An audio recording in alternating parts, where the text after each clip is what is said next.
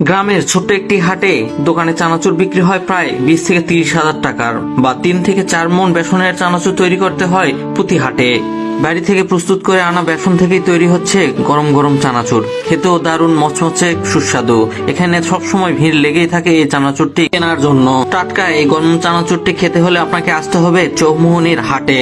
প্রতি সোমবার এবং শুক্রবার তৈরি করে বিক্রি করছেন এই দোকানদারেরা। একই প্রসেসে তৈরি করছে বেসন দিয়ে 3-4 প্রকারের চানাচুর। গরম গরম চানাচুর খেতে অনেক সুস্বাদু, তাই ভিড় লেগেই থাকে এই দোকানে সব সময়।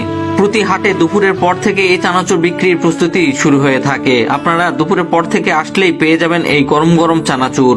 প্রতি 100 গ্রাম 20 টাকা করে বিক্রি হচ্ছে এই টাটকা চানাচুরটি।